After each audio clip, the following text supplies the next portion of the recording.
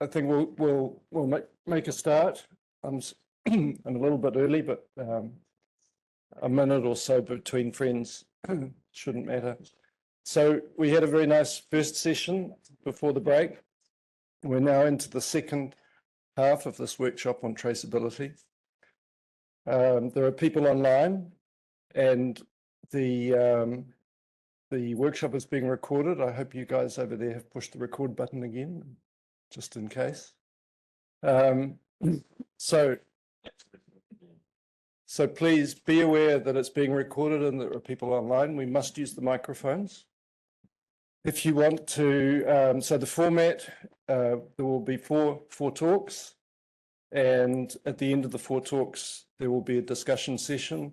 This morning, we didn't really allow questions after each talk, so just save up everything for the discussion at the end. And if you're online, you have the opportunity to raise your hand if you would like to speak. That's definitely possible. Or you could just type something into the chat, and we have people here who will hopefully notice that and bring it to the attention of the panelists. So there is a moderator for this session, and he is James Fetchuk from NIST. James is the Associate Director for Measurement Services in NIST's Physical Measurement Laboratory, where he represents NIST's calibration services and has pursued an effort to both modernize and digitally transform NIST's calibration services. He's a member of the IMEKO Technical Committee on Digitalization, that's TC6, Traceability and Metrology, that's TC8, and represents NIST on the Inter-American Metrology System, SIM, Technical Committee Working Group Metrology for Digital Transformation, which has the abbreviation M4DT Working Group G14. He was one of the NIST representatives at the Forum on Metrology and Digitalization, which held its first meeting in March this year in Paris. So Jim, it's all yours. Thank you. Thank you for the introduction. Appreciate it. Our first speaker is going to be Barbara Goldstein, who's my colleague at NIST. She serves as the Associate Director of NIST's Physical Measurement Laboratory. She leads the NIST on a Chip program, which is developing a suite of quantum sensors and standards to deliver traceable, embedded measurements directly to the point of use. She is a leader in international quantum standardization, convening and leading multiple efforts, including IEC Standards Evaluation Group on Quantum Technologies, that is the SEG14, Working Group 2 for research, IMEKO TC25, quantum measurement and quantum information, and a new international collaboration referred to as NMIQ to foster collaboration amongst the world's metrology institutes to advance quantum economy. So thank you, Barbara.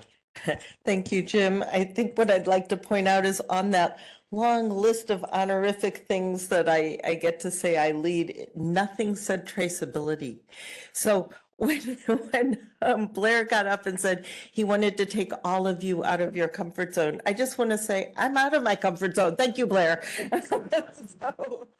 So I'm really looking to this group and the combined expertise in the room to help me answer questions. I think I'm pretty good at asking them, but I'm not very good at answering them. So I'm looking for help there. Let's see, I guess this will work maybe. No, this one? You have to click on it. What a surprise. So basically what I want to do is introduce to you the program that I manage at NIST called NIST on a Chip. And the motivation for the program is that oh, hold on. I'm sorry. That innovations in technology, as the world is changing, we're getting more mobile. The innovations that are pretty dramatic that we're looking at today demands us to also be innovative in the way that we do metrology. And that means we have to think about how are we making measurements, how do we deliver them, and how do we provide confidence in them? Sort of the models that we've been working from have served us very well, but they may not serve us as well in this brave new world. And so metrology, as we know, takes a village. for every measurement that you, meaning sort of our end user community, industry, et cetera, for every measurement that's needed, NIST has to make it first because we have to anticipate your needs. And usually we have to make it better, like a whole lot better, because by the time it's going to make it through this fire brigade chain of handoffs, right, we know we're going to lose accuracy, we're going to gain uncertainty. And so we have to start with a lot of water at the beginning of the chain so that when we get to the end of it, we have enough to make a difference. And we have to make sure that that bucket brigade exists, right, to deliver the measurement with the accuracy needed to where it's needed. And every time we move that measurement, as I said, it's going to cost time, it's going to cost resources, it's going to introduce uncertainty. And then I think we've heard a lot this morning about this idea that traceability expires. And it may not expire all at once. It's not like you immediately know your milk is bad, right? But it sort of may dribble out over time. And you don't know necessarily how certain you are at the moment that you are taking advantage of that calibration chain. So I did the risky thing of including a video. So I don't know if it's going to play and if we're going to hear it, but I think I want to try. Oops, so hold on. So Jim, I don't know if you can make this. There's, yeah, at the bottom there, there's an arrow. Okay. Thank you. Hit it. Let's see what happens.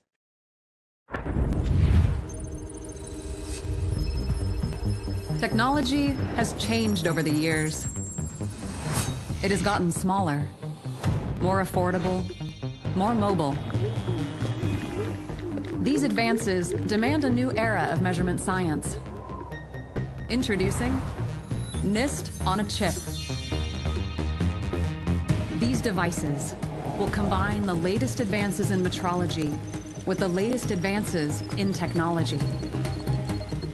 They will make the most precise measurements in the world smaller, affordable, and most important, based on quantum standards NIST has pioneered for decades. You will be able to take NIST with you, anywhere, at any time. It's up to you where these devices will go and what new frontiers they will allow us to explore. Partner with us and be part of the metrology revolution. Thanks. Wonderful.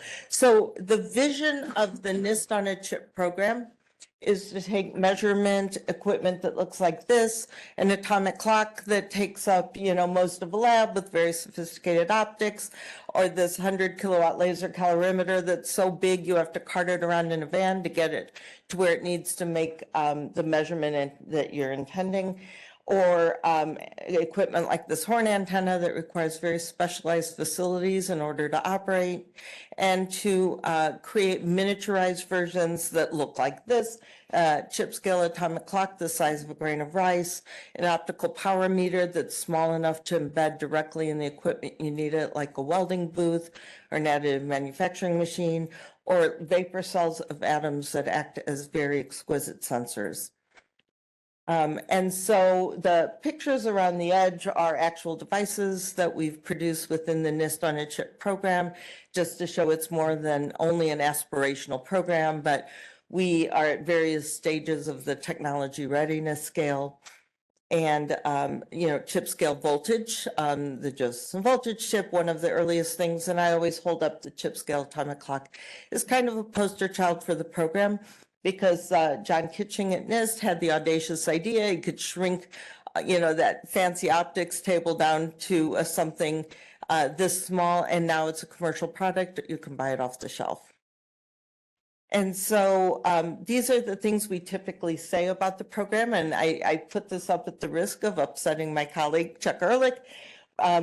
But the intent is to embed this directly in equipment so you can do things like shoot it up in a satellite, put it in a submarine, never have to call it back for calibration. They should be flexible, usable, manufacturable, cheap, deployable. They should carry the NIST brand the way that our current calibrations do, and break the calibration chain. This is what I know upsets Chuck. It sounds really violent and it seems very unkind, and I want to ensure that no calibrations have been harmed in the process.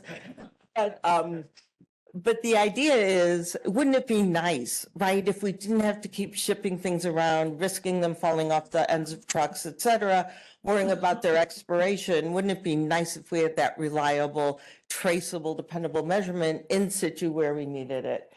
And in the program, most of our devices are based on quantum properties of nature so that they can be primary realizations out in the field.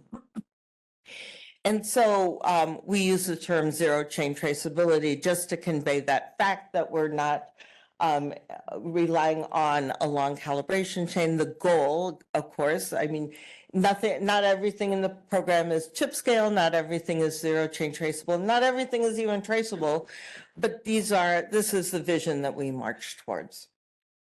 But what do we really mean by that in this kind of a scenario?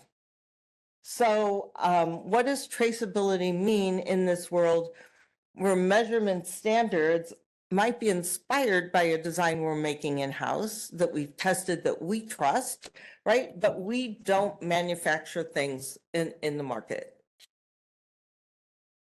So inspired by NIST, but manufactured by third parties, not calibrated. If they're primary, like the Josephson voltage chip, then how can you have an unbroken chain? You have to think about traceability in a different way. And when we say we're making intrinsic standards, what do we really mean by that? Just because we can trace it to a quantum property, is it beyond reproach? And as I'm always quoting Jeremy on this, which I realize might be a little obscure in this context, but you know, when we talk together, because the DoD has been a fabulous partner for us in maturing this technology.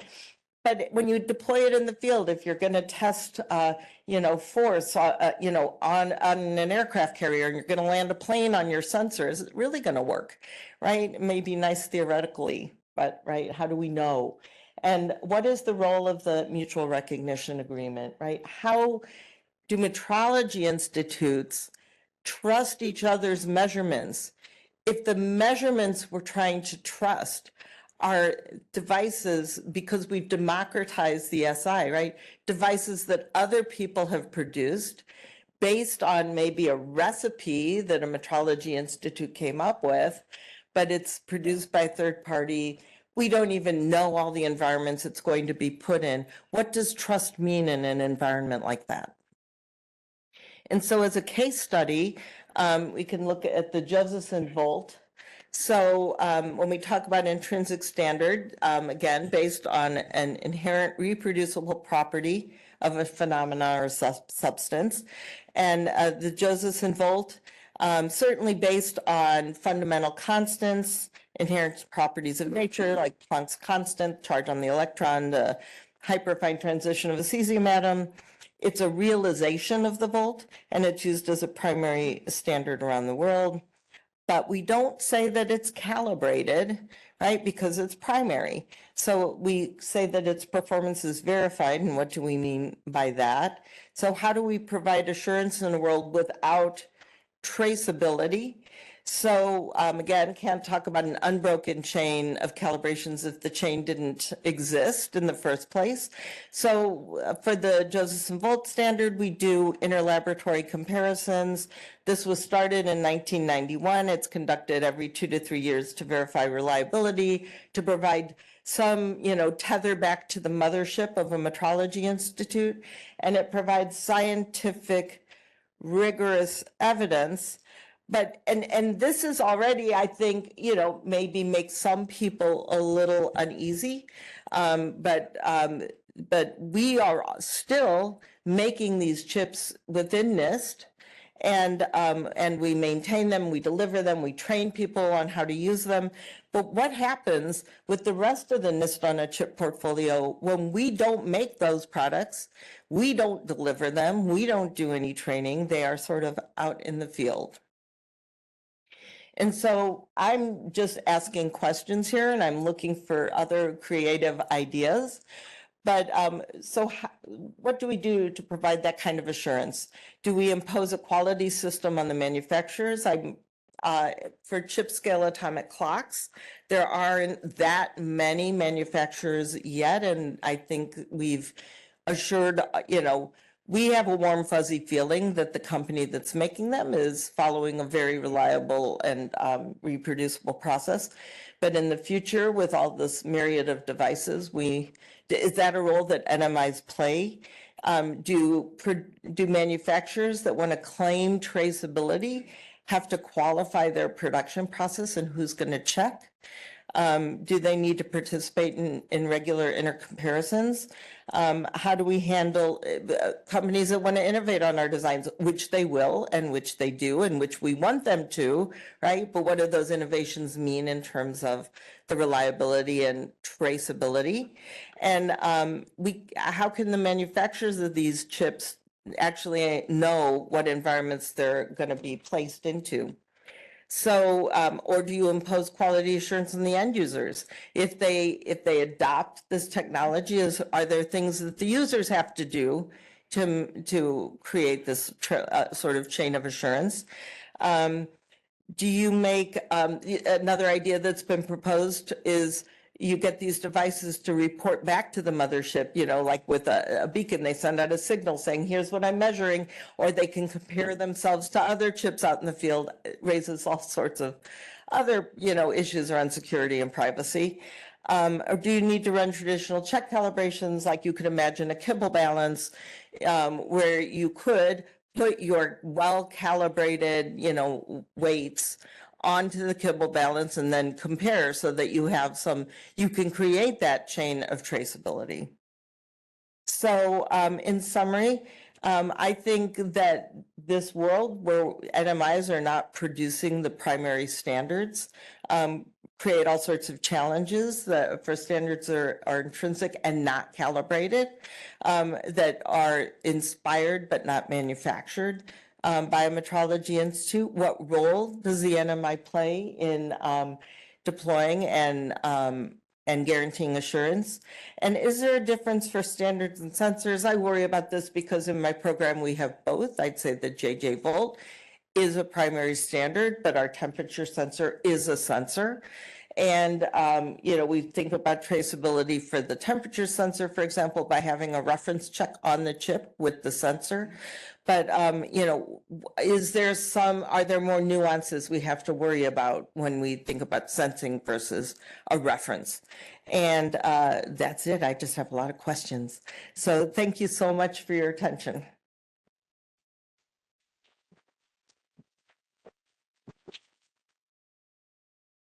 Thank you, Barbara. You've given us a lot to think about.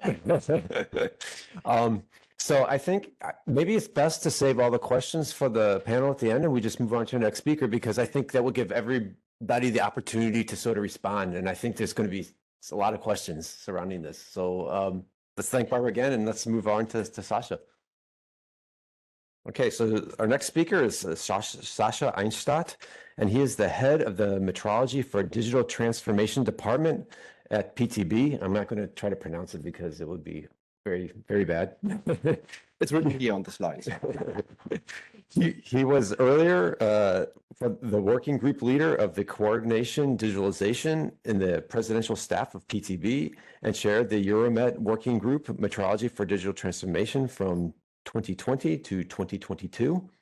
Sasha currently chairs the OIML Digitalization Task Group and the IMEKO Technical Committee TC6 on digitalization. So thank you for speaking to us today, Sasha. Thank you very much, and thanks to Blair for inviting me to this. We now move to something completely different. I'm afraid this whole session will have you have to jump around in your head between so many different topics. They are all related to traceability, and this one is as well. And to make it a bit more complicated, this one is related to several types of traceability. So metrological traceability is one of them. Earlier in the workshop this morning, we heard about data provenance. So that's another aspect of traceability, if you like. So who who put the data there, when, and in what way. I have not prepared an agenda for the talk, so keep you surprised throughout what is ahead of you. But I will start with something quite simple. When we talk about digitalization, we usually talk about digitalization of processes, because this is what we want to achieve. We want to make the way we work, the way we provide our services, the way we provide our calibration results, measurement results, scientific results in a more efficient way. And that starts by looking at the processes.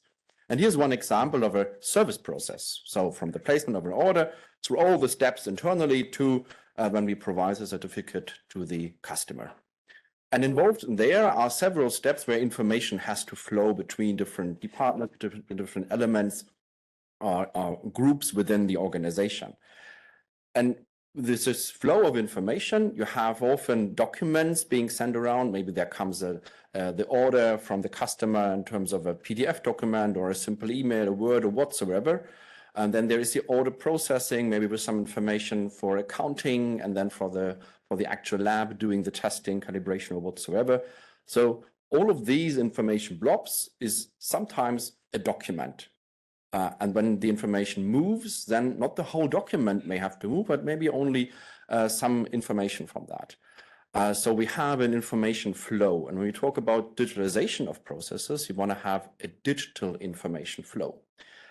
What we've done so far in many cases is we moved from paper to digital paper, which is basically a PDF or a Word document. That's digitization. That's not what we want to do, because that doesn't help in making the process more efficient. What we really want to do is you want to be able to use the information that is there in the upcoming steps in the process, because that helps to make processes more efficient by automation. And that's already one aspect of traceability, because at the end, when you want to provide the certificate, you want to have some traceability of the information. Where does this information in that certificate come from? Who put it there? There is, of course, the table of measurement results, but there's also information about the customer, information from accounting, from finances, from the lab itself, maybe some comments, and so on. And then up to the MRA statement or some accreditation statement. So we need traceability of that data information in terms of provenance as well. And quite similar when we have a look at that process from a product perspective. When you have a product, through the lifetime of the product, from the development and to the manufacturing, distribution, operation, and then the end recycling. Of course, if you have a circular economy, that circle closes or becomes a circle again. But nevertheless, for the ease of presentation here, there is a process. And throughout that process, there is information generated. For distribution, some information from the development is needed. For the operation, maybe information from the manufacturing is needed. And for the recycling, information from the very early beginning is needed, like what were the raw materials? What is the bill of material for that product, which is an important information for the recycling? Can it be recycled at all, or do we have to throw it away completely? And again, we have a situation that these information pieces are stored in documents.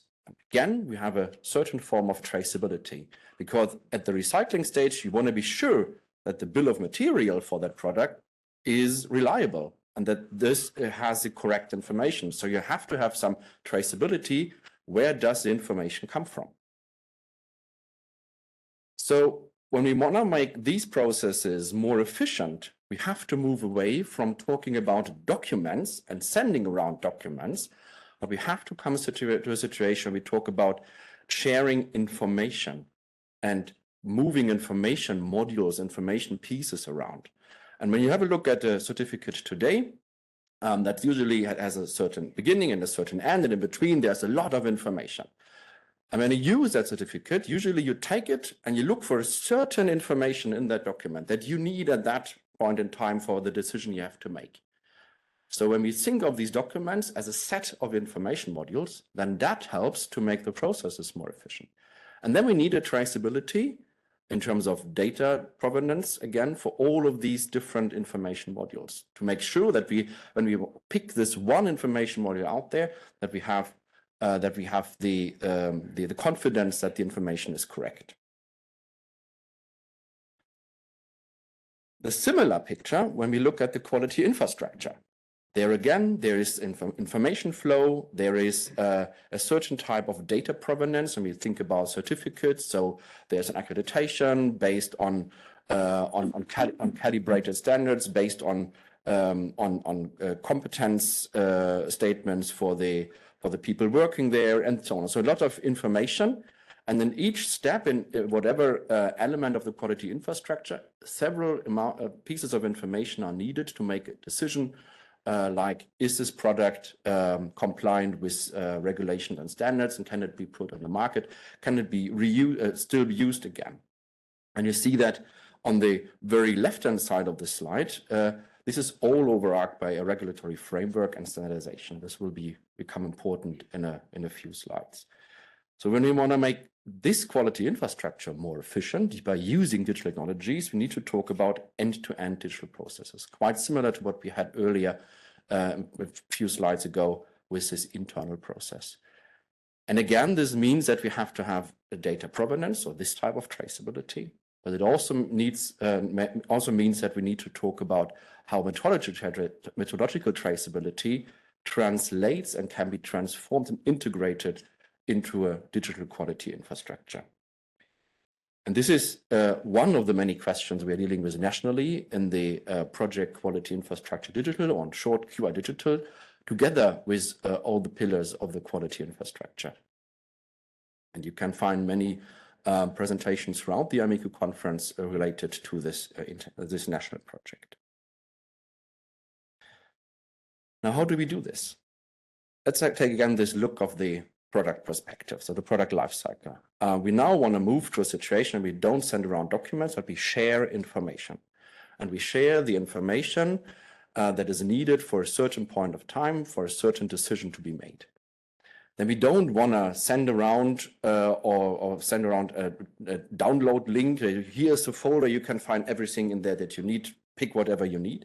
So we want to make sure that only the people with the right access rights can access the information, and that the information is findable, accessible, interoperable, and reusable. So again, we need to have the FAIR principles we've heard a lot about in the conference. Luckily, there are possibilities out there telling us how we can do this, and those are called data spaces. And it's in very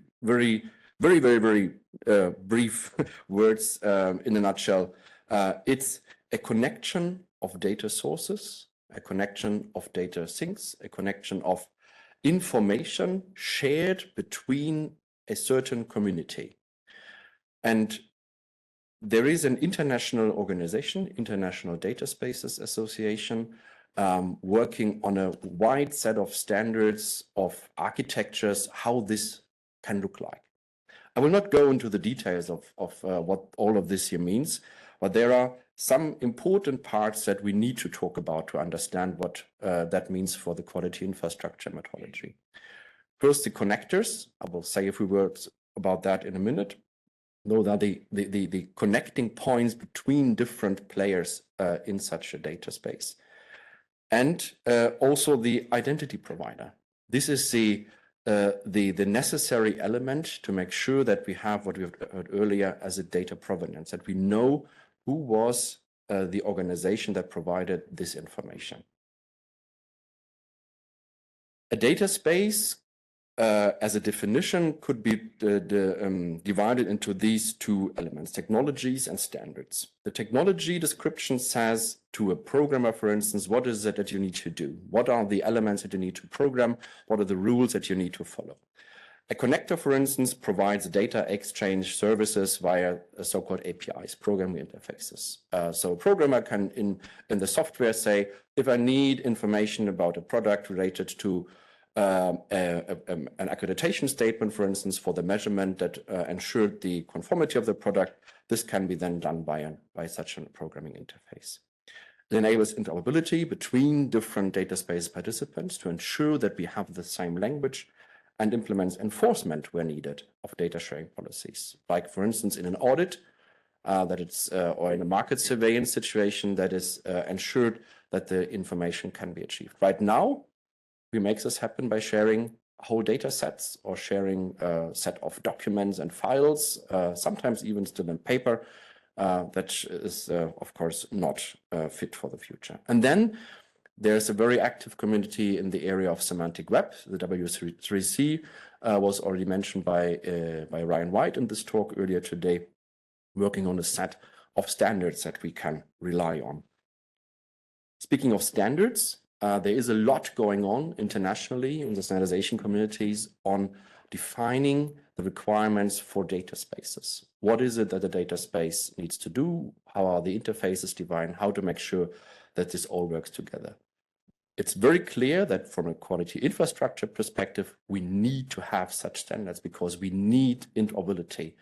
It will not work for us if there are plenty of data spaces interoperable in each of them, but not in between them, because we need to have some domain agnostic and interoperable technologies at hand.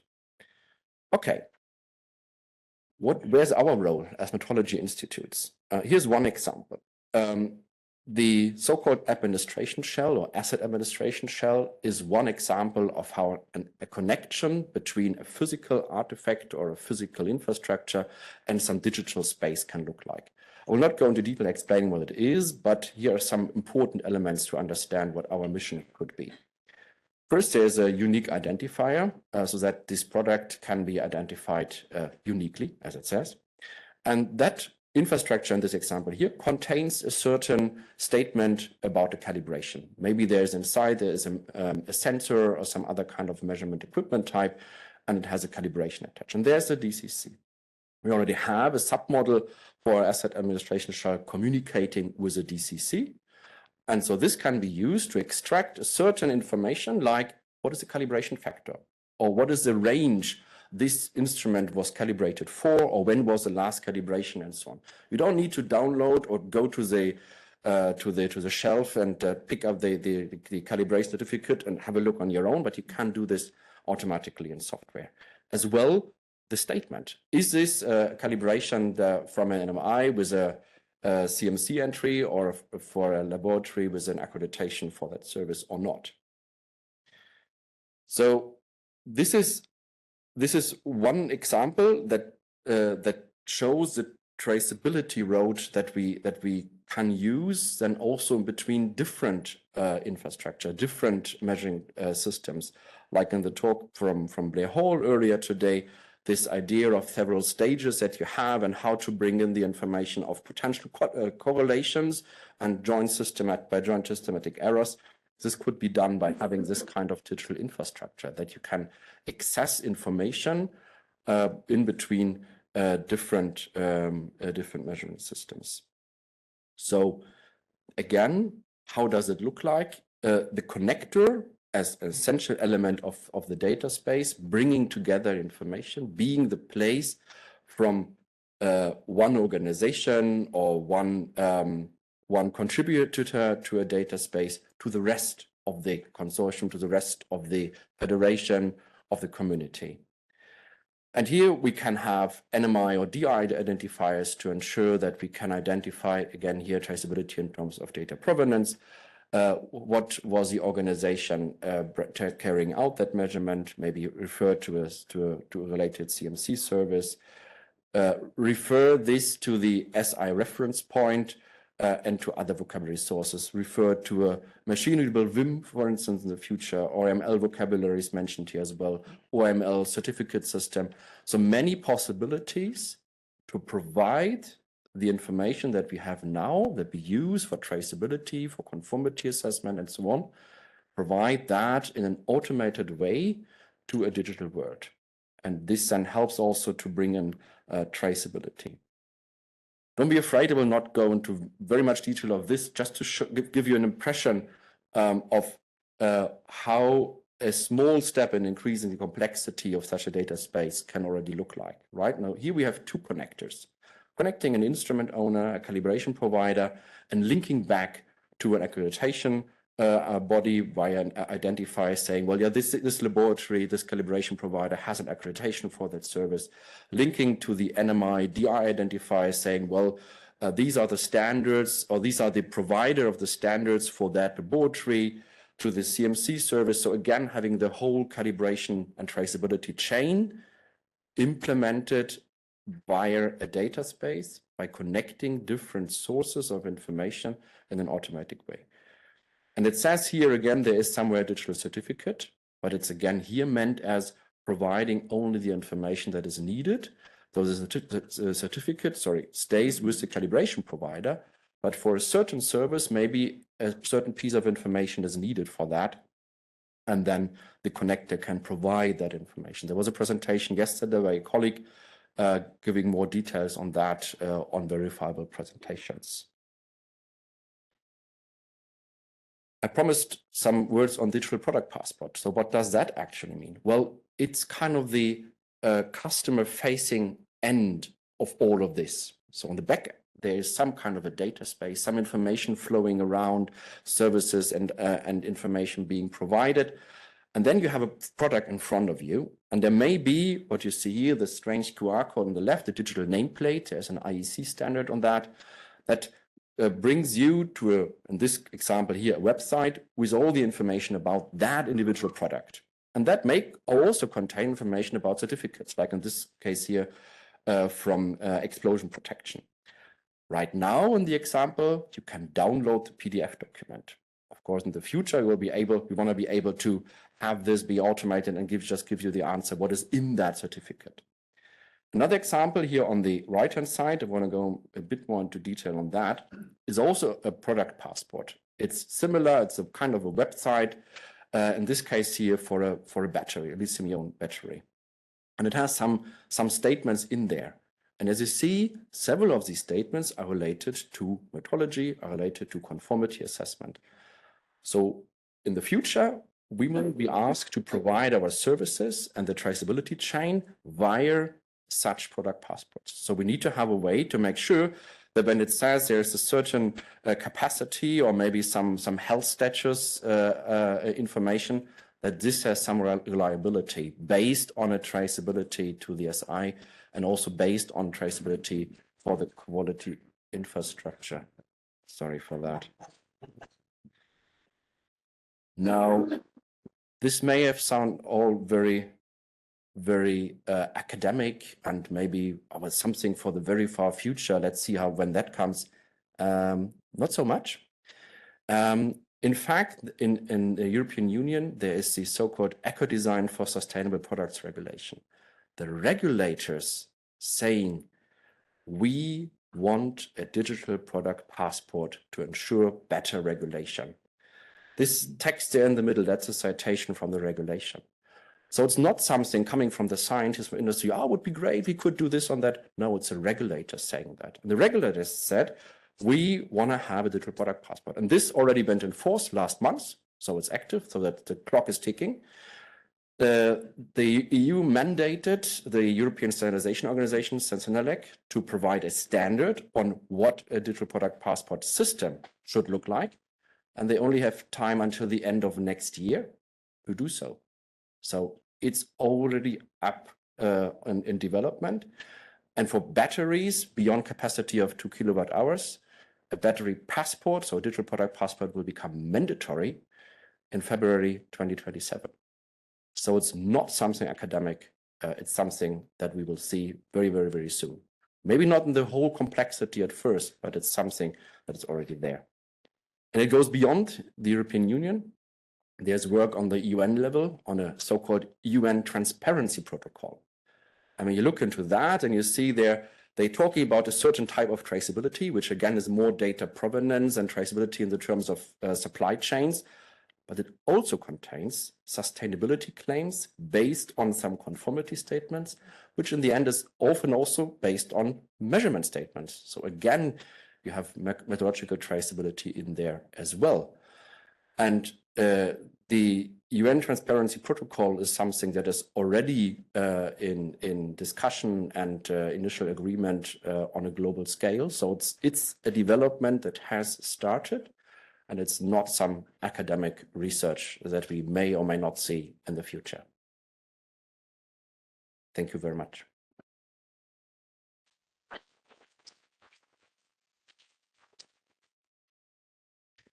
Thank you very much, Sasha. That was a great talk. It was going to give us, again, a lot to think about as we start thinking about these data spaces and what the future may look like, or maybe it's here already. Our next speaker is going to be Sonia Schmelter. Again, we're going to save all the questions to the end so that all the speakers have a chance to sit in the panel and answer. And let me get you set up here. Okay. So Sonia is the head of the working group, modeling and simulation at PTB. She is also on the metrology for virtual measuring instruments, the VeriMet steering committee of the PTB Competence Center, and is the coordinator of the Trustworthy Virtual Experiments and Digital Twins, VDIT, a project funded by the European Partnership on Metrology. So take it away. Yeah, thanks for the introduction, and thank you, Blair, for the opportunity to give a talk in this workshop today. Yeah, you've heard some words like VeriMet and VDIT, and you will find that also in my talk.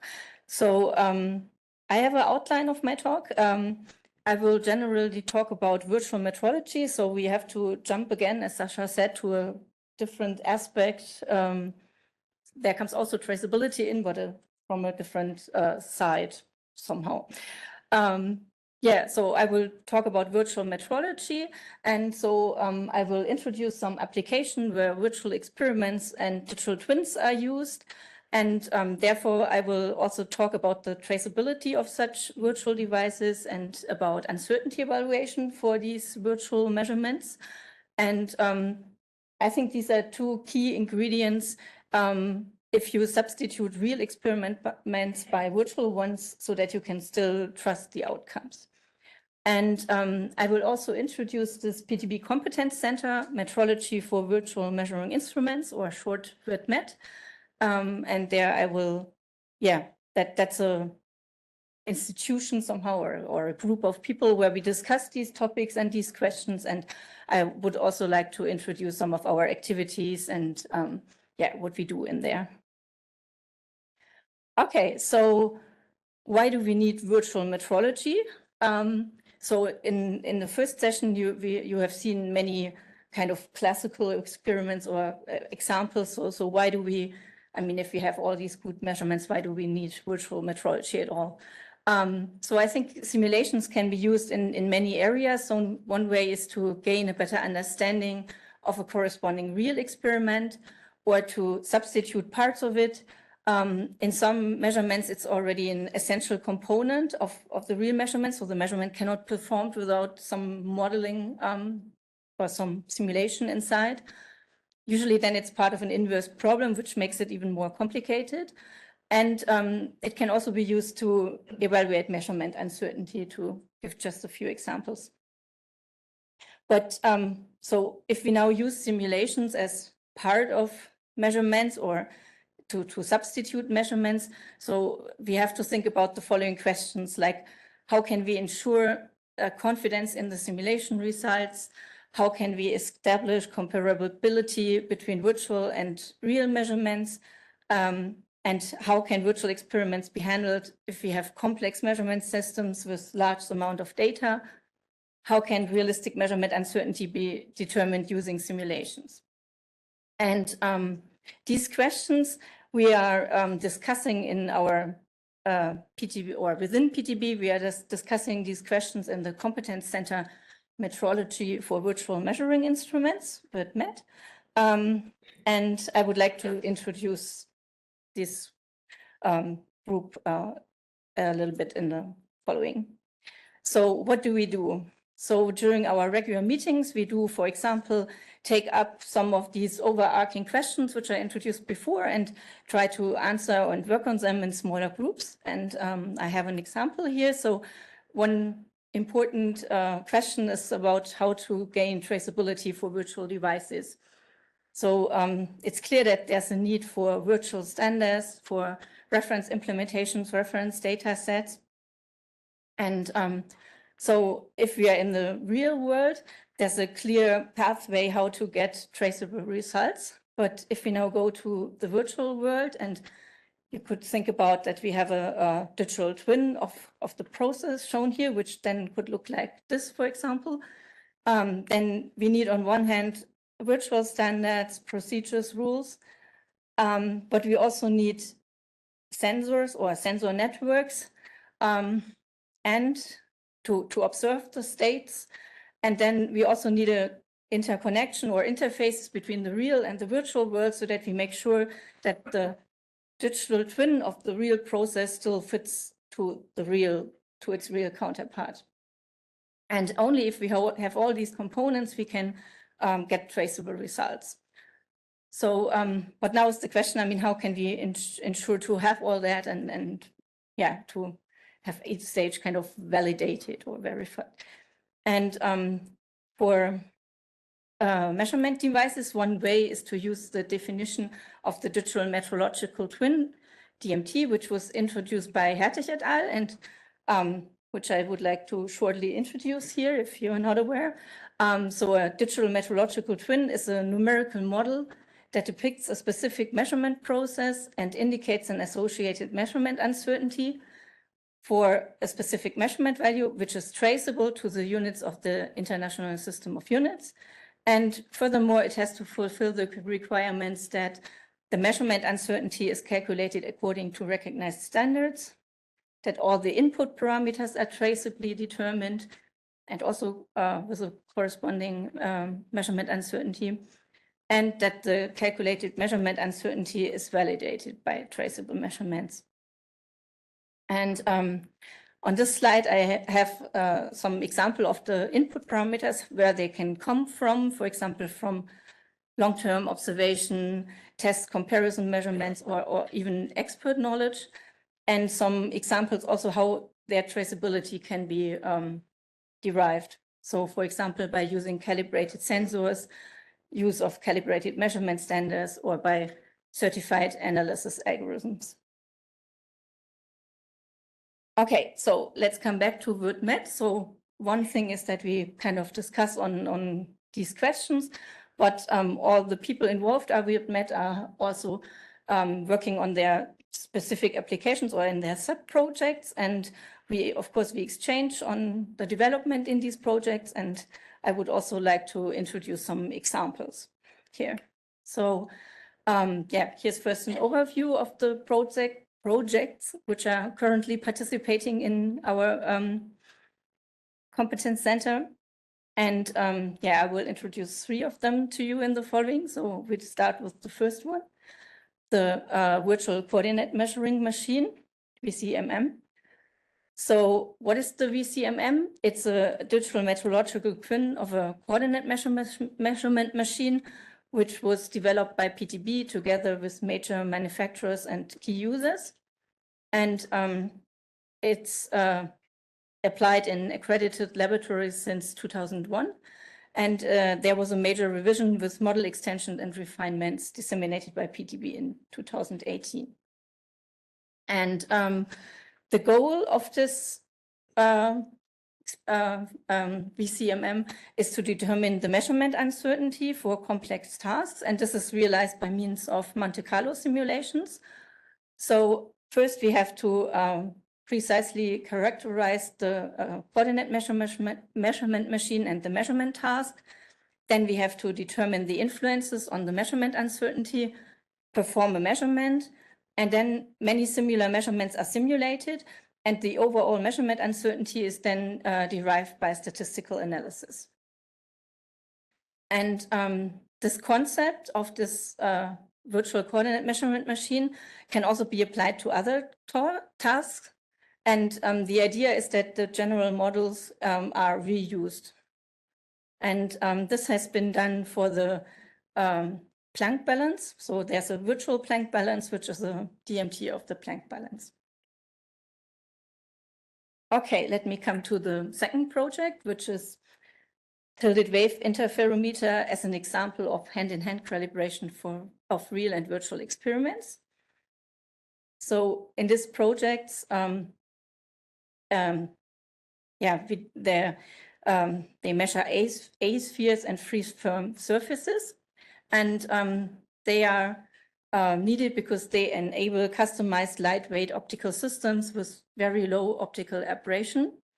But in this process, metrology is the bottleneck because you can only produce high-end optical surfaces in such an accurate way as you can measure them. And therefore, industry demands to have a highly accurate optical measurement technology, which can be traced back by a National Metrology Institute. And therefore, the goal of PTB is to develop such a highly accurate optical measurement technology for A-spheres and freedom surfaces. And this is based on the tilted wave interferometry. And yeah, this is a cooperation with industry and has been topic of many projects in the last years. And the tilted wave interferometer is a prime example for modern optical metrology or also computational optical metrology, because no measurement result can be received without modeling of the measurement system. So let me see if the pointer works. Yeah. So if you like to reconstruct the A-sphere from the measurement data here, this can only be done by solving high-dimensional non-linear inverse problems. And so you need to have this modeling inside to get your measurement result. And this leads to a lot of challenges because you have an embedded virtual experiment and you also have a very demanding method which consists of high-dimensional nonlinear inverse problems, large amount of data, complex model, and so on. Okay, here you can see some recent results and the references. I'll skip, just if you're interested, you can look them up afterwards. Yeah, and I'll come to the third project, which I would like to introduce, the development of a virtual flow meter. So here the motivation is that if you have ideal flow conditions, you get quite accurate measurements and very low uncertainty.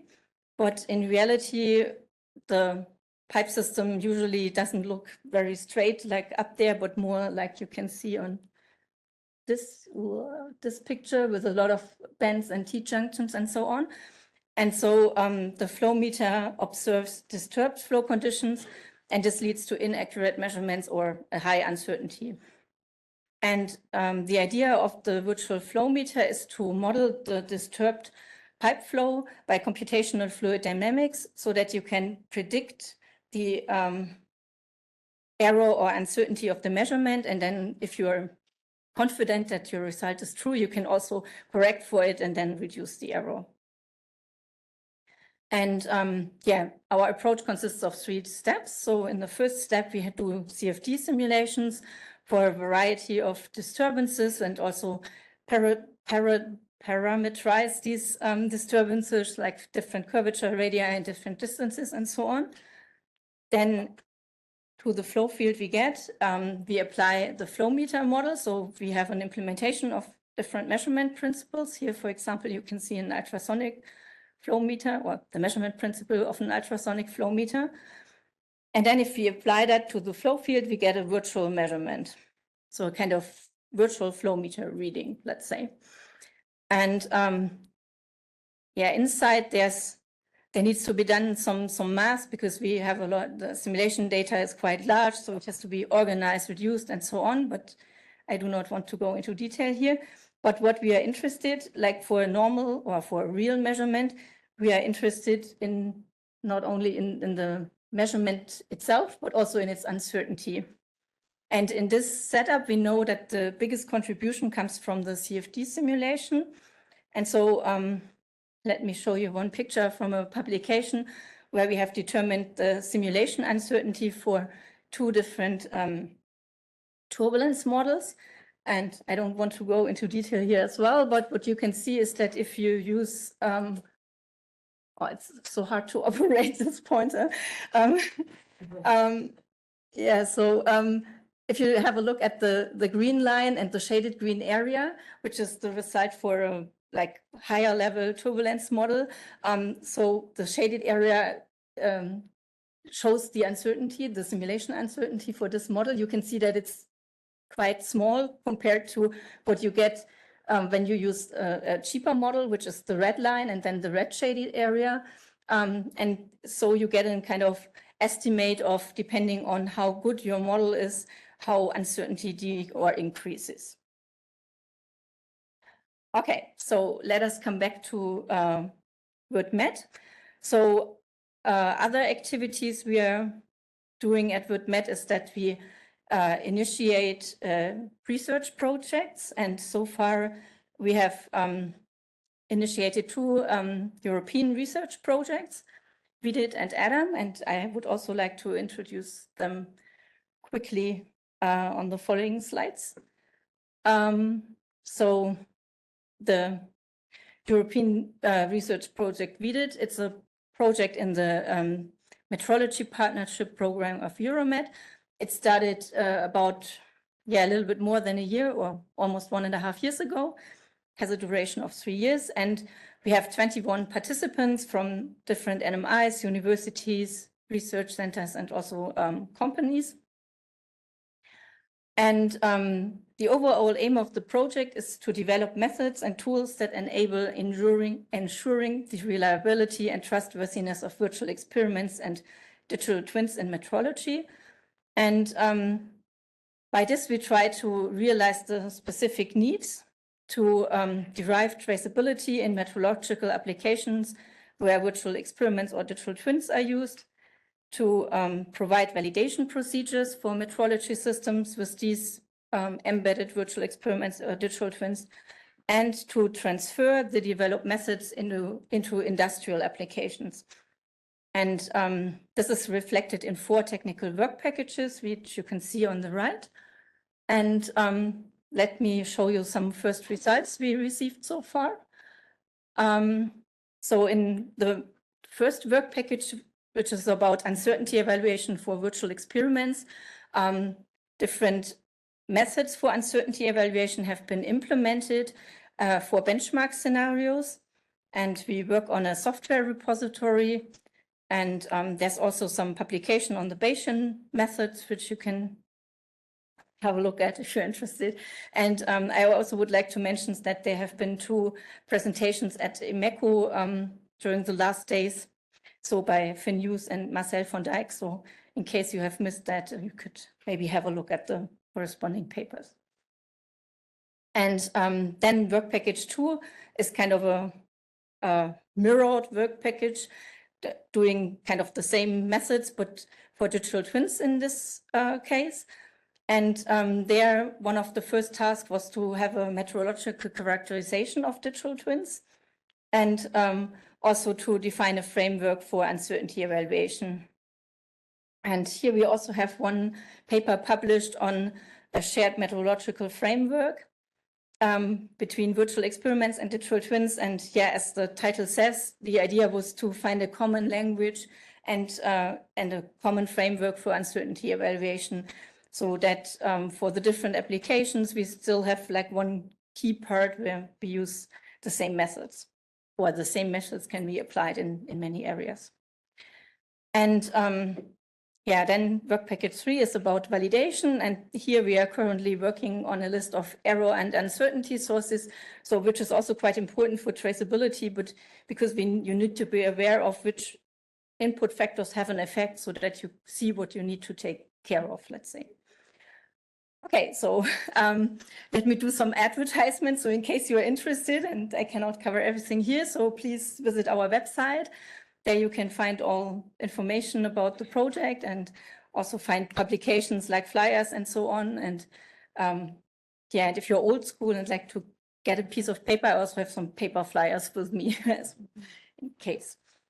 Okay, so the second research project I would like to introduce is Adam. It's also a project from the Metrology Partnership Program, and it will start next week, so on September 1st.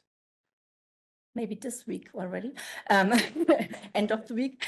And the aim of this project is to develop digital metrological twin models, parametrization and verification methods tailored to tactile and optical measurements that are using CMM and machine tools, on prismatic workpieces and free-form geometries. And yeah, this project has 20 participants, which you can see here. And it tries to address the needs to have a digital metrological twin for use of CMM and machine tools in advanced manufacturing applications, to provide parameterization and validation using measurement standards and soft gauges. And in the end, they will also provide good practice guidelines for the safe use of digital metrological twins in industrial applications. So let us come back to WorldMet. So in our projects, we collaborate with other NMIs, with industry, with academia. We have a lot of exchange. We also get input from our stakeholders. As you could see, we had a lot of industry participants in both projects and also stakeholder community. And of course, this feeds back to WorldMet at PTB, and we get some more questions to discuss and so on. And so another thing we are doing is that we are organizing workshops where we also discuss with people from outside PTB. We had a first national workshop in 2018, then one in 2021. Our first international workshop called Metrology for Virtual Measuring Instruments, which was supported by Advanced Manufacturing Network and also the EMN MathMet. And again, there we have exchange with different NMIs, industry, academia, like we have here on this, if we present our results and so on. And this again also feeds back. And last but not least, I would like to announce that we plan a second international workshop in 2025. So I would like to ask you to save already the date to your calendars, which is 3rd and 4th of December next year, so that you hopefully are able to join in us and continue the discussions with us on these topics. Yeah, so I mean, in the end, somehow I think I also opened more questions than given answers or showed what we discuss about. I would like to acknowledge the funding for the VIDE project. And yeah, I would like to thank my colleagues from PTB, my WorldMet colleagues from PTB for the fruitful collaboration. So this is a picture which has been taken at our last meeting in July. And yeah, I would like to thank you for your attention and happy to discuss this later. I think I just have my contact details.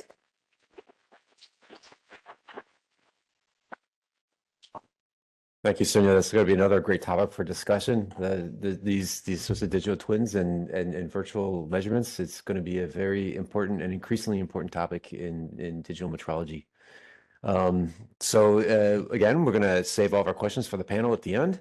And so our next speaker, and please forgive me if I do not pronounce your name correctly, is Shaheen Tabenente. Is that correct? Or close enough, maybe?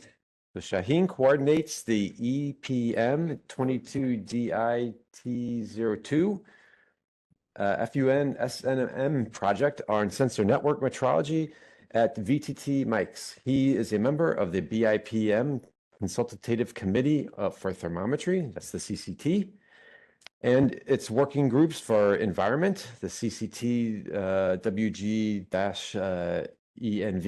and humidity, which is the CCT WG-HU, and the digitalization task group, CCT-TG.dig. Additionally, he serves as the Euromet TC-T contact person and is an active member of the TCT strategy working group, TCT humidity subcommittee, and the TCT digitalization task group. Yeah. So thank you very much. We look forward to your talk. Thank you very much for the invitation, and thank you very much for your nice introduction. Today I'm going to talk about these reliable methods for sensor networks. Let's have a glance and synopsis of my presentation. So start with introduction to sensor network metrology, and then review of the reliable tools we're building in FUN SNM, uncertainty in sensor networks, data quality in sensor networks, correlation treatment in sensor networks, as well as uncertainty-aware sensor fusion, and also one example about intelligent uncertainty-aware alerting system in sensor networks, as that's a good example for AI systems that is a little bit challenging as well. So you know that sensor networks are becoming more and more common in many different areas, but unfortunately still struggling with data quality, with unknown measurement uncertainty, and also lack of traceability to SI system of units, which is a relevant topic here. So ensuring SI traceability across these diverse sensor types are quite challenging, mainly when you do not have these conventional type of sensors, but you have, for instance, sensor fusion, or when you have uncertainty over sensor fusions and together with that soft sensors and making them hybrid with the physical based sensors, stuff like that.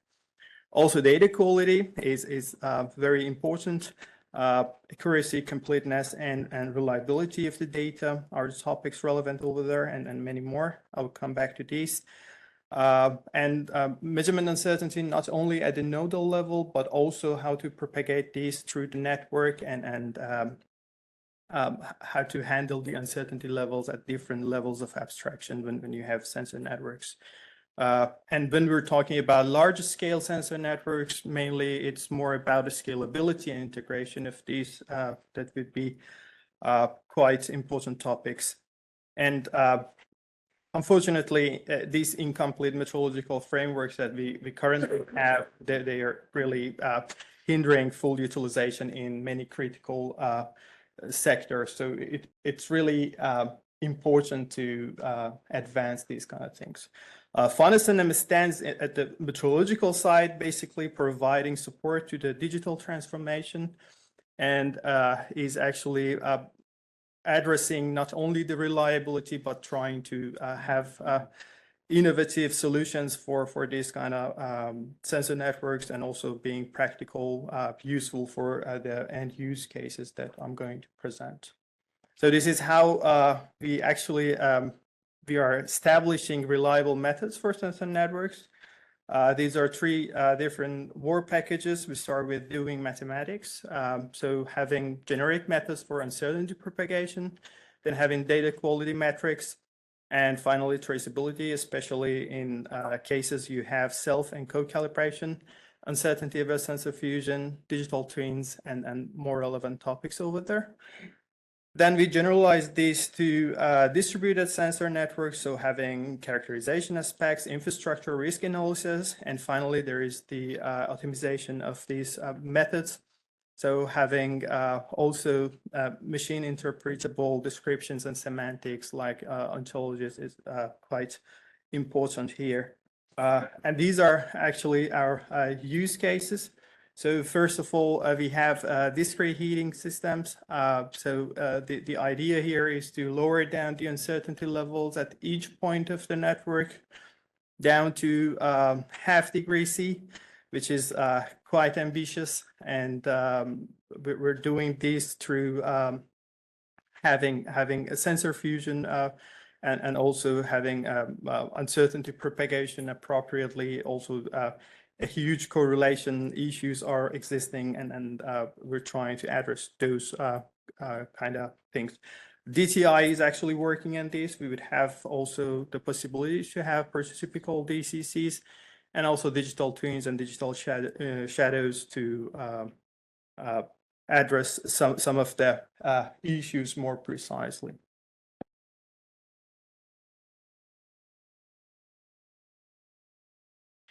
Then about advanced manufacturing, we have heat treatment of high value components. Here we have the concept of driftless multi-wire thermocouples, when you realize thermocouples in many pairs, and you have a lot of metrological redundancy over there. So when they start to drift with different mechanisms, you can compensate for that and understand what is the true value out of that. I'm not going to call it driftless completely, but the drift is as low as possible, definitely.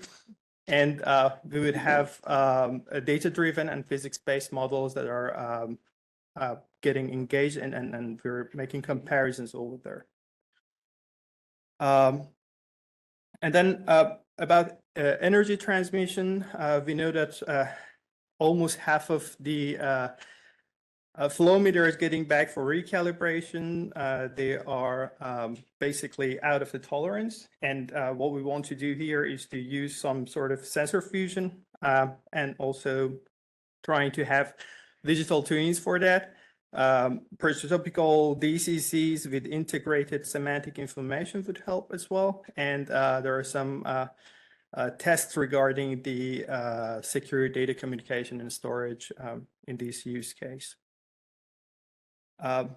In the air quality monitoring networks, what we have here is sort of mixed quality sensor networks when you have high quality ones, and also a lot of low-cost sensor networks installed on the vehicles which are moving. So you have a moving topology from one hand and a high-quality stationary ones from the other hand.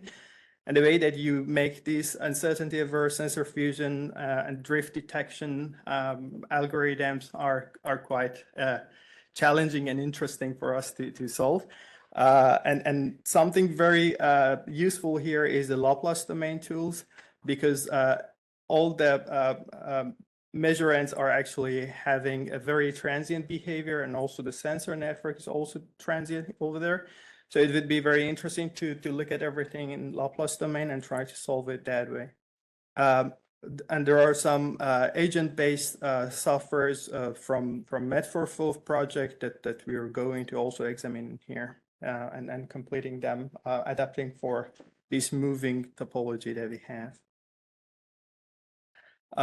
For smart buildings, we have actually this concept of soft sensors and combination of them with the hardware-based sensors.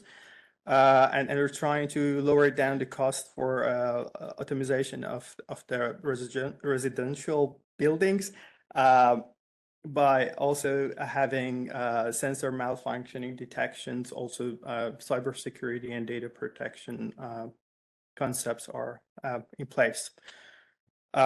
Getting back to the initial part, so about uncertainty propagation in sensor networks, because it's very important to assess the reliability and credentiality of the data that we get from the sensor network. We build actually 4 different tools here. One developed by DTI is the tree structured mesh network, and then we develop these Laplace domain tools. There are uncertainty evaluation in correlated networks developed by our colleagues at VSL, and then drift estimation tools by MPL people, which are looking quite promising at the moment. Just as an example, I can talk a little bit about these Laplace domain tools, in which you get the readouts from any arbitrary pair of the sensors under the sensor network and try to allocate transfer functions to that. But also each sensor has a transfer function, and the medium between them are having a correlated transfer function.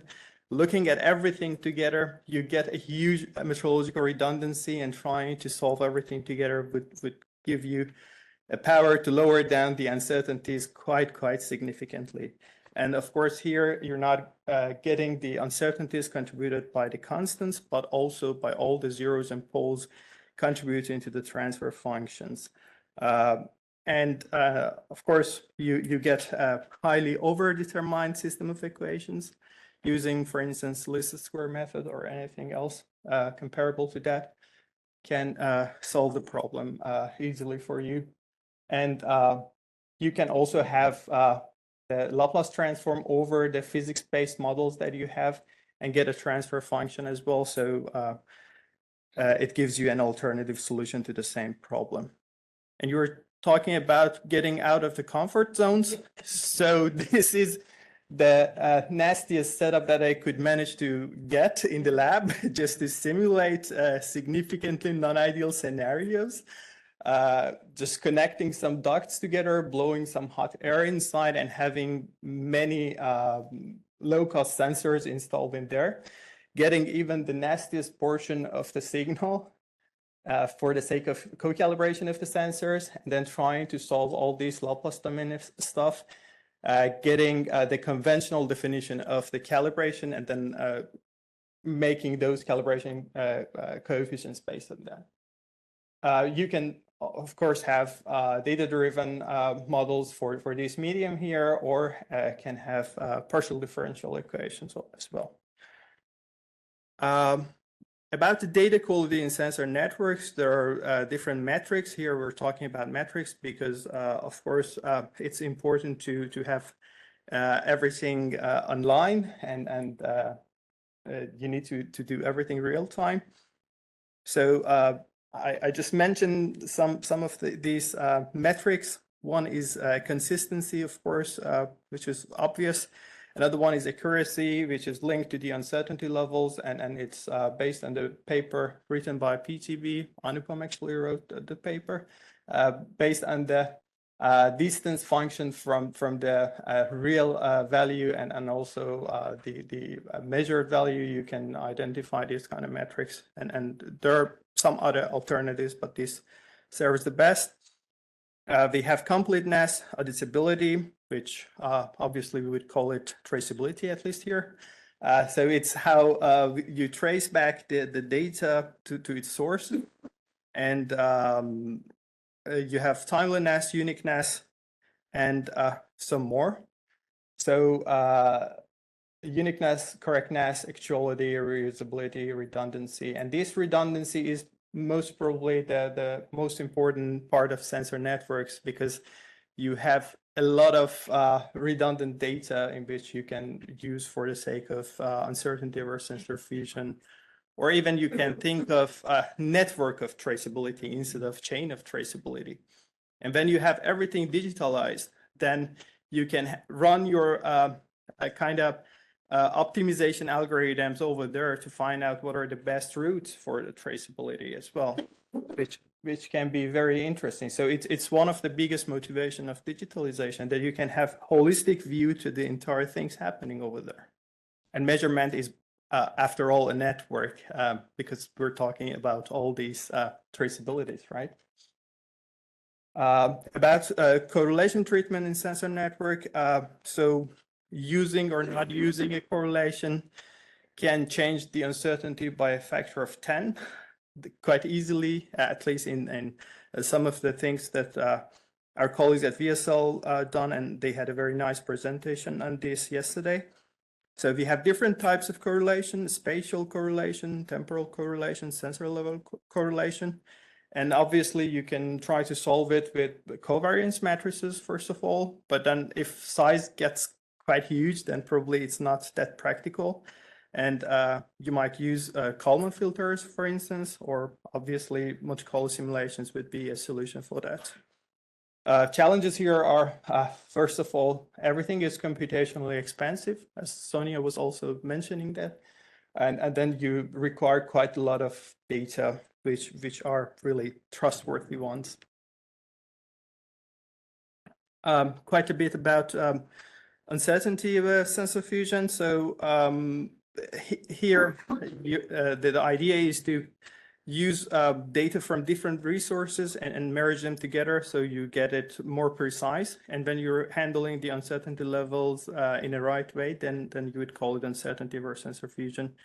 And again, here you need to take into account all the correlations and also make sure that you can handle the computational cost again. And then drift and noise, of course, are the things that would come into play. So a little bit about uncertainty over AI. This is part of Business Finland project we had in Finland. So it's a kind of alerting system for smart water networks. And this is a snapshot from a monitoring system that we have. So there are different classes, and your clustering algorithm needs to work in order to tell you what kind of problem you have. But this wasn't uncertainty ever, of course.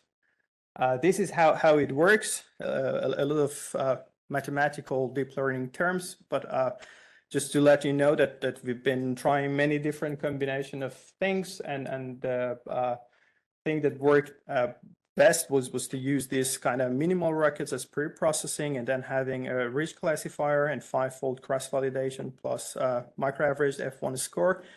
I can name many other things that we used, but this one was the best. So one important thing about automation is that you always need to take care of what's happening in the system.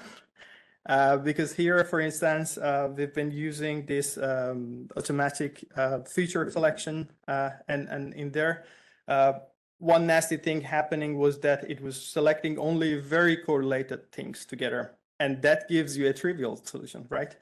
In order to cope with that, we've been using this clustering of the sensors, then having sensor selection, and then running all those, and this time it worked very well. And what I really mean with uncertainty over alerting system or AI model is that it gets confidence intervals as input and returns confidence intervals as output. And it includes all the uncertainties of the model itself, because that is the main part. There are many people just doing an AI model and then finally just making a sensitivity analysis and propagating uncertainty through that, which is not enough, at all.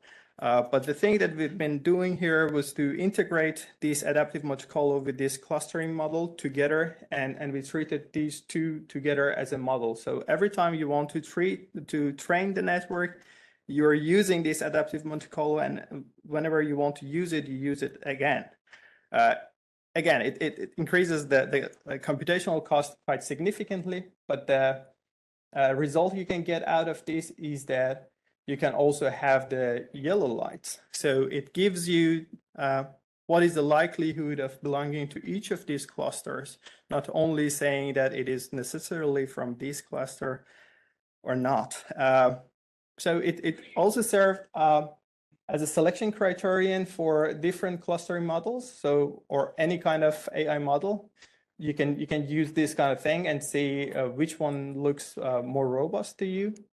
Then elaborating on intrinsic uncertainty levels of the model itself, and finally it returns yellow lights, as I already mentioned.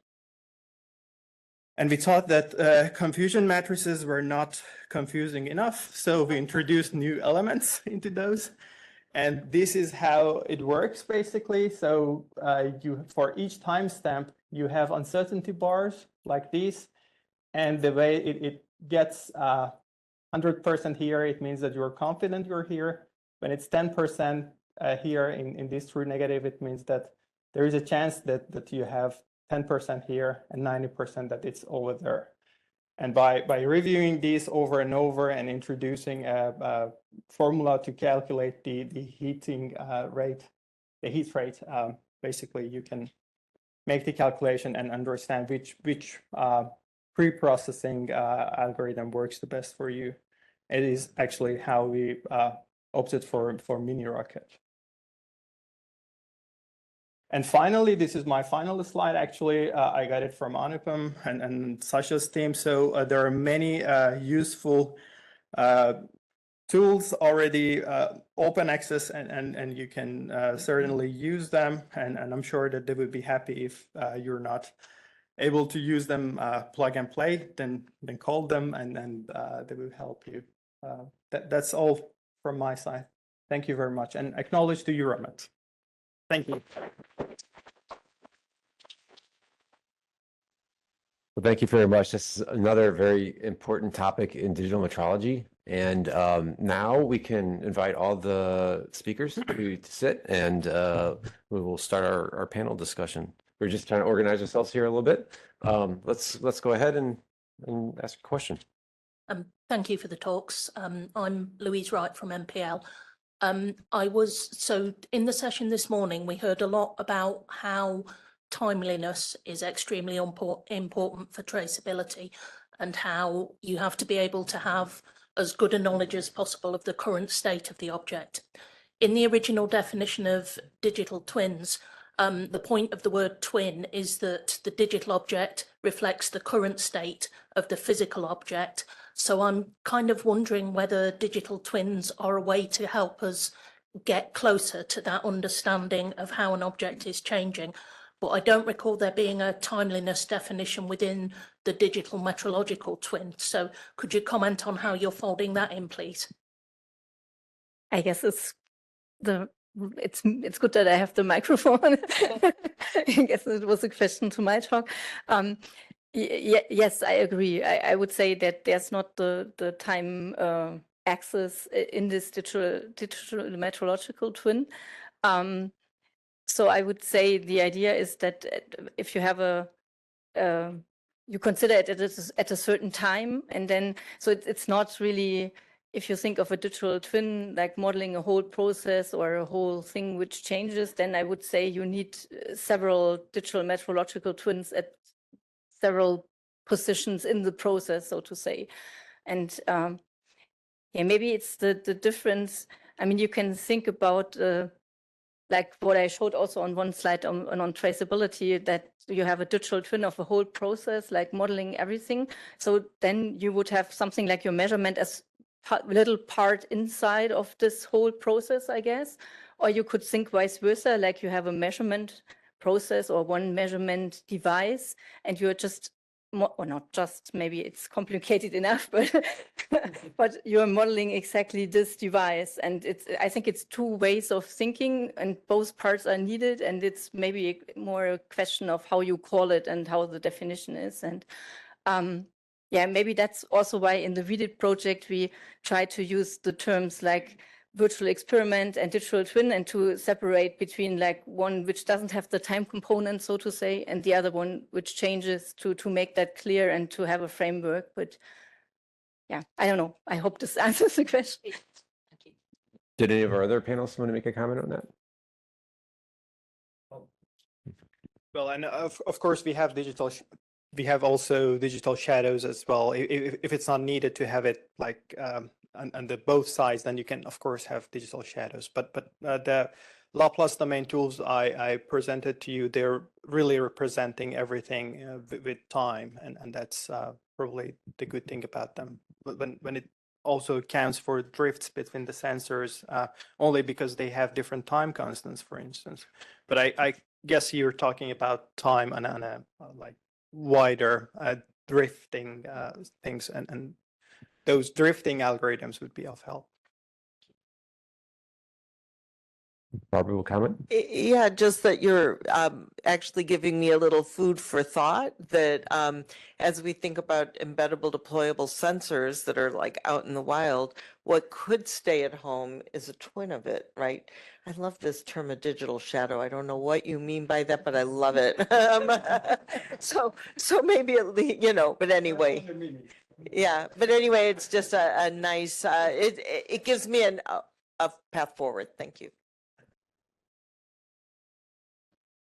Any comments, Sasha? Are you? Maybe just to add one thing more to that, this timeliness, it is important, and it is something that is always discussed when you talk about, is this already a digital twin, right? As you said, Louise, does it have the right connection between the digital part and the actual physical counterpart? And I really like the approach of the, I don't know if it's published already, the ISO IEC standard that has a definition of digital twins and all the other aspects. They consider this timeliness aspect that has to be suitable in terms of frequency. So how often do you have to update the information depending on what is it that you're actually representing? If you have something very slowly changing, it may be sufficient to have it once in a year updated, whereas for another situation, we have to have every millisecond or so. So timeliness is important, you're right, but I really like to refer to this ISO standard definition for that. Okay, thanks. Let's go into the next question. I think you have someone online.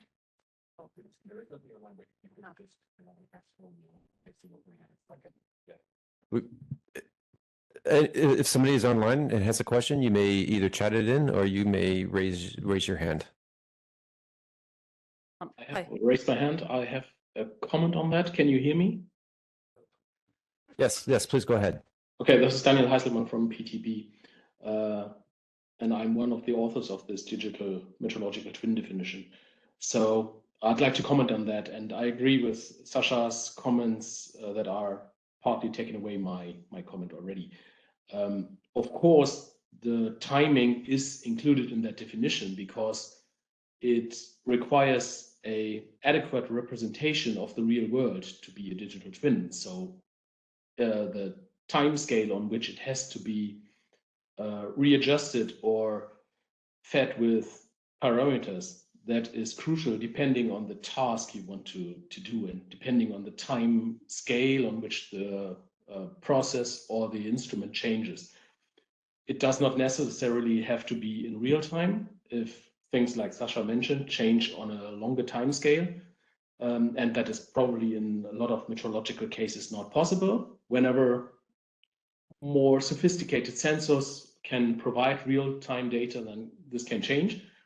But in general, of course, a digital twin per se already requires this timely connection, while the digital metrological twin is more, the definition is focused to shed some light into that digital twin ambiguity in different communities and make sure we need to have some metrological information as well that need to follow certain rules. But it is, of course, it has some time connection.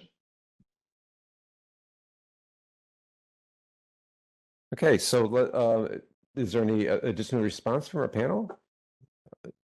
If not, before we, I guess before we leave the topic, is there anyone in the audience here that would like to comment on this topic before we go into the next question?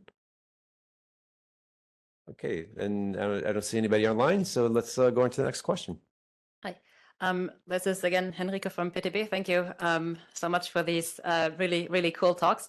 I'm trying to connect sort of what you said about the sensors on a chip and the intrinsic zero chain standards and your data spaces. So in the spirit of leaving our comfort zone,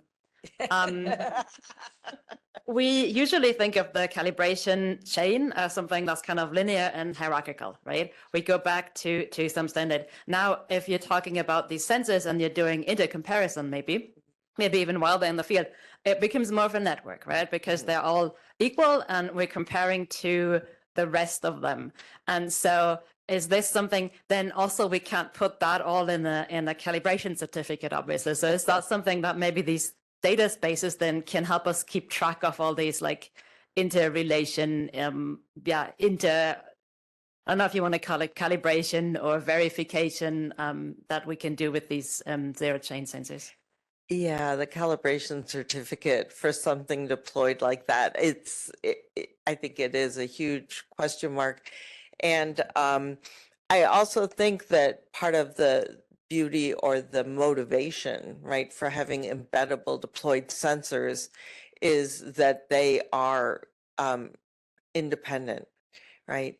But if you want to sort of tether it to keeping track of it in a real-time way, then that's a different requirement and it puts a constraint on the application space.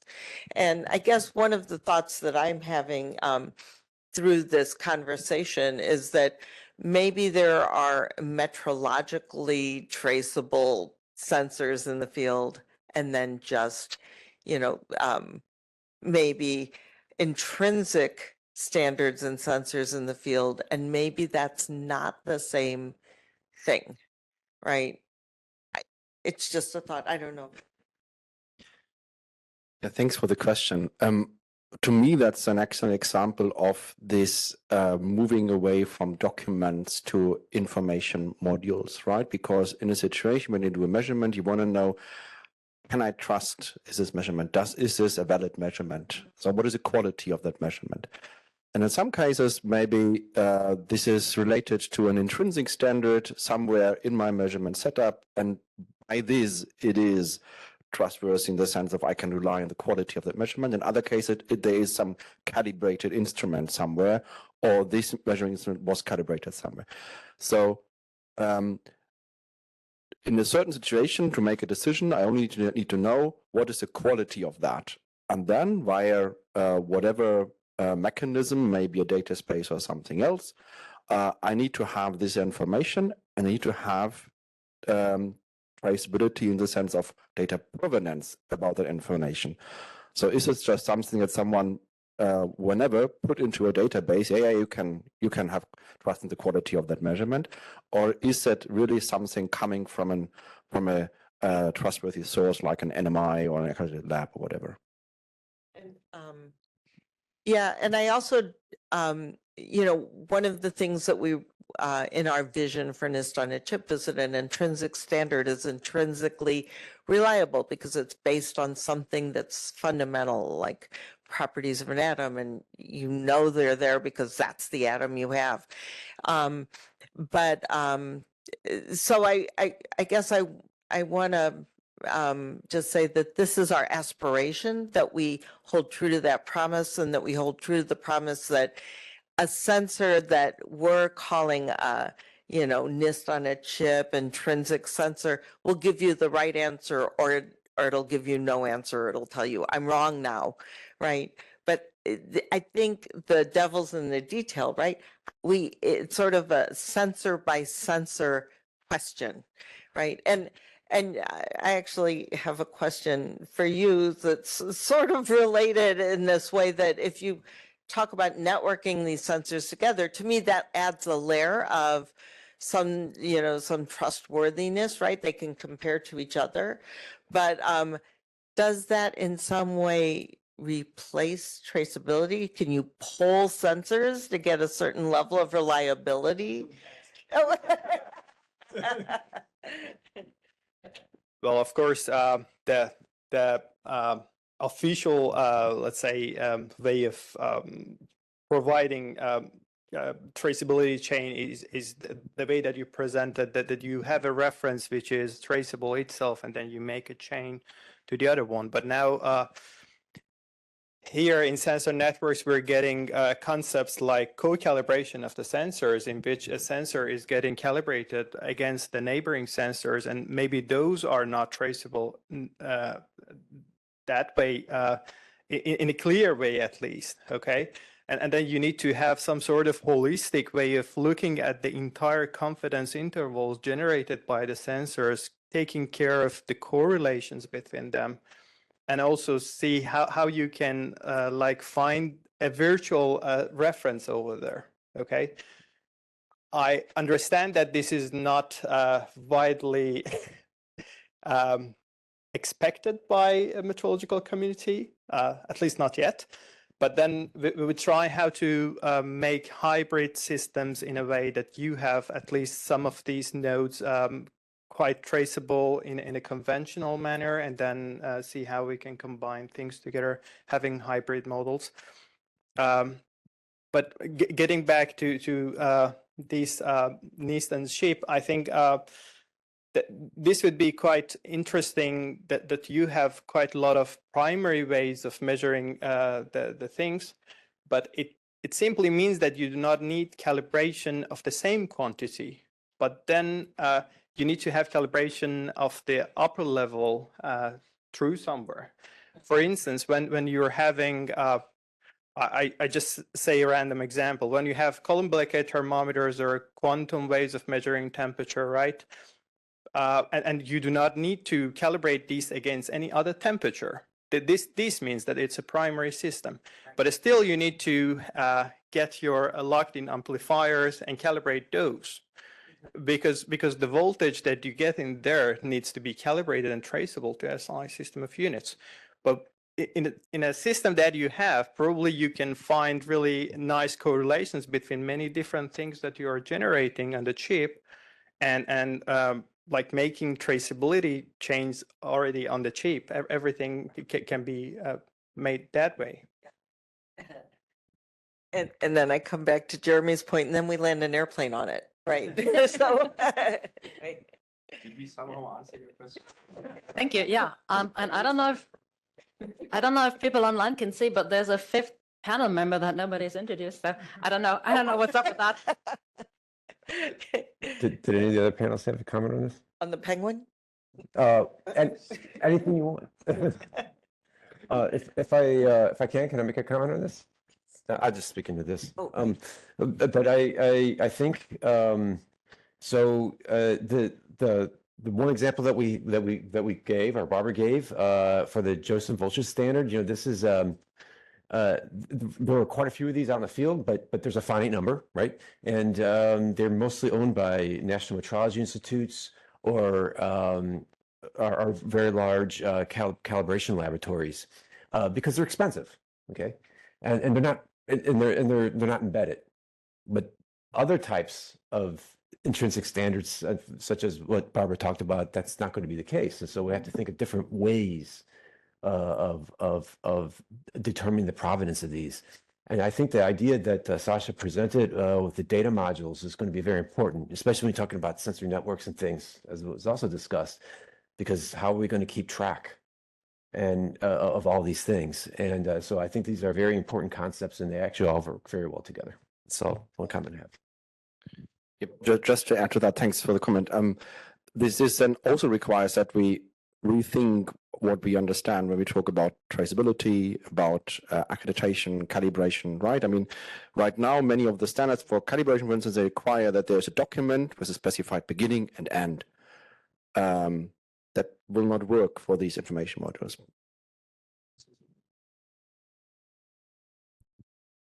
I can be the fifth panel member. Yeah, comfort zones. It was a good line, wasn't it? So getting back to the comfort zone that I tried to introduce earlier, I made a point of modeling. I made a point of saying work with the measurement model. And the reason I did that and not slipping into uncertainty is that the measurement model is a physical model, right? You're describing quantities and how they relate to each other. So perhaps the traceability issue is a question of being able to characterize those things in the physical model that will lead to variability in whatever it is you're doing, in the landing the plane, making a decision, or so on. If you have an intrinsic standard, there must be some measurement error in there somewhere in the estimate that your measurement system is providing. It's not without error, or all of our metrology is. Yeah. So I think this is a slightly different way, and perhaps that addresses the point that Sasha seems to be making too. We need this comparability. That's the real value where traceability comes.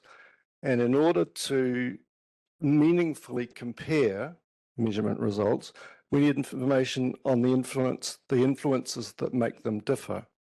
Now, if you dive into uncertainty, you get lost.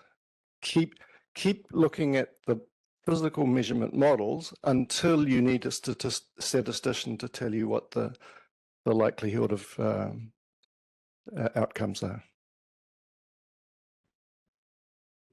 Oh, thank you. Regarding this issue, I remember some years ago, maybe 20 years ago, we have the same discussion when intrinsic standards began to be used outside the NMIs. You remember, especially in the US with the Josephson effects, there was a strong discussion if they need to be calibrated or traceable to NIST or to an NMI. And the problem arises when NIST organized an intercomparison among these intrinsic standards there was a special publication about this, and the results of the intercomparison were not good. So that at least a verification or a quality assurance of the intrinsic standard should be done. Perhaps with these new sensor network technologies or data space could help with in the case of the chip standards, but the issue of the need of some verification or quality assurance in intrinsic standards is a long question. No? It's an old question coming. And is there any questions, or is there any opinions online, comments? I just wanted to add, sorry, you have to wait so long to give your question. Just wanted to add to what Hector said, because to me, that's a perfect example that we need the whole quality infrastructure. It's not just the measuring instrument. In accreditation, because it's very important, it's not only about the measuring instruments, it's about the people working there, it's about people preparing the instrument and so far. So it's about the competence. And so I think NMIs will always be the ones with the highest competence in preparing those intrinsic standards and working and improving on them, because they have the possibilities to do so. They don't have to look into return of invest on that. So we need to find a way to make use of this situation to ensure the quality of those intrinsic standards. Yeah, but I think we've let the genie out of the bottle, right? It's we are not going to control the production of everything that's out there that can be and will be intrinsic, right? Because thanks to the redefinition, right, opens up lots of ways to get to primary realizations. And so we've got to learn to trust in other ways, which I think actually this was a very thoughtful panel, because I think there can be solutions in all of these talks, right? Okay. My name is Markus Bartsch. I'm working for the TÜV IT, that is a member of the TÜV Nord company group. So I'm a representative of a third-party technical inspection company. Traceability is a topic for us in the future. So if we don't want to have or just rely on periodical technical inspections any 2 years or 3 years, and we are checking cars and elevators and so on, we probably want to go to continuous monitored data. That means traceability. And based on that data, we could issue safety relevant certificates and so on. Our company, TÜV IT, is specialized to cybersecurity, and probably with my question, it will become even more complicated than it already is, because we are already working together with the PTB, because we are in charge of the specification and the testing and evaluation of the German smart meter gateway. Probably you know that. And that means somewhere in the house, data is metered in a highly secured way, so that no manipulations of the consumer or anyone else could be done, because that could be verified and recognized at the end. So if we are here speaking about traceability of data, that could be really could be a high level of trust, then my question to you is, especially to the PTB,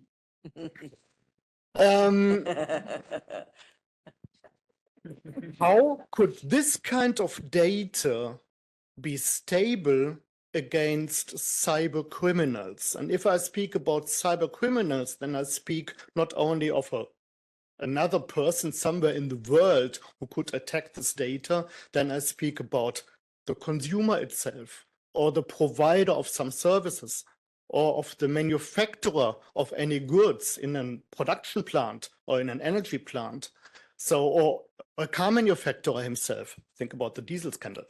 So if you want to protect this kind of data, from our point of view, that's the smart meter gateway example, any meter data should be, there should be a timestamp on of it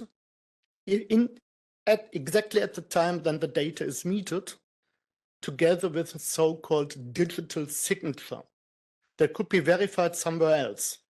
And if for any purposes, this kind of data should be combined with other data for traceability purposes, then even that new data, that new group of data should be timestamped and digital signed. Is this kind of protection against frauds a part of your approaches of traceability, or is that probably another topic that could be planned in the future?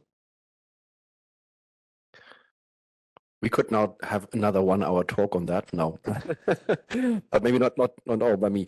The short answer is yes, it is for sure. It has to, right? I mean, we cannot just put a sticker somewhere on a digital sticker saying, well, you can trust the quality of this. Don't worry. Of course, there has to be some mechanism in the background. No system, as you know, no system will never be safe and secured against everything, right? It's always something that some risk that we have to take into account and have to leave there. So it will be risk-based approach. For very critical data, like in smart metering, we have this smart meter gateway and all the regulations there in the background, where we assumed a very high level of risk.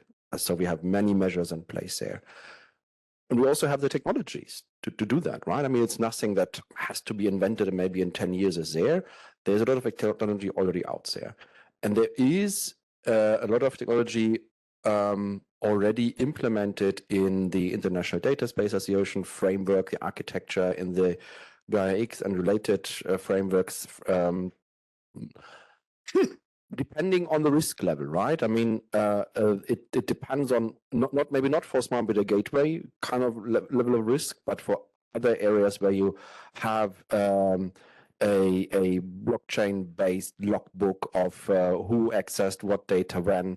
You have federated data sources to ensure that not one data silo is the honeypot for hackers and so on. No system is never secure against everything, but there are measures in place, and we don't have to reinvent the wheel. We only have to see when to apply what kind of mechanism, whilst maintaining the usability of that data. I mean, if you lock it all up somewhere, then it's no use at all. May I interrupt? Because as we are the experts for IT security, and we are working together with the Federal Office of Information Security in Germany. So we know that in Gaia-X and in industrial data spaces, the security that is part of it is somehow on a medium level. Yeah. As I said, yeah. Yeah. So if we are speaking, you are right if you say the safety in cars is just enough on a medium level, and the safety in the energy plants is just medium, not highly protected. That's enough. Medium is absolutely enough. And if you say for production plants and for anything else, for meter data, medium level is really enough, then you are right. But from my point of view, I would say some of these safety relevant things, and that is what TÜV Nord even is standing for, to say, okay, here we have really highly protected, we need to have highly protection mechanisms on safety on some of these different topics. And of course, we need the same highly protected mechanisms for any security protection. And in that case, we know that even in the industrial data space and in Gaia-X, the level of security is, from our point of view, really absolutely not high enough. Again, it really depends on the application you consider. If we talk about metrology and sharing information from a calibration certificate, for instance, I would not consider this if it is not necessarily very high risk, right? It depends on, I see Heidi Fodder from Novo Nordisk getting over there.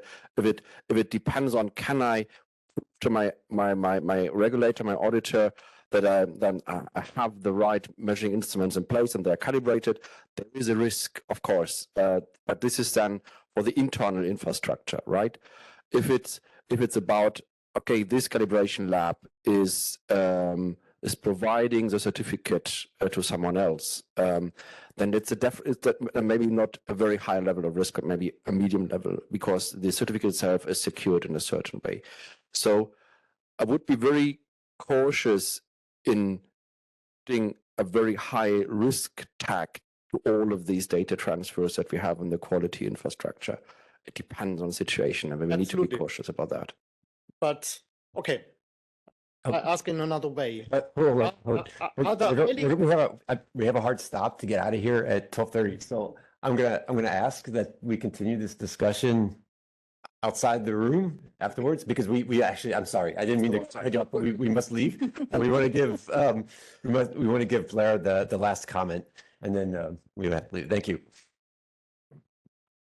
So I'm very sorry about that, but we are in a conference and we have to respect the needs of other people. And I believe it's a Nobel Prize winner who needs the room. Not going to argue with that. So look, thank you very much for participating. I think this has been a good workshop, well worth it. I would like to thank, people have been thanking me, but it's not really me. I would like to thank Thomas Wiedenhofer, who has worked to make this actually happen here. And of course, Sasha also helped me a lot when we were putting together the program. So that's it. Hopefully we'll do this again outside our comfort zone, but hopefully in comfortable surroundings nevertheless. Thank you very much. Oh, and thank you once again to all the speakers and session chairs.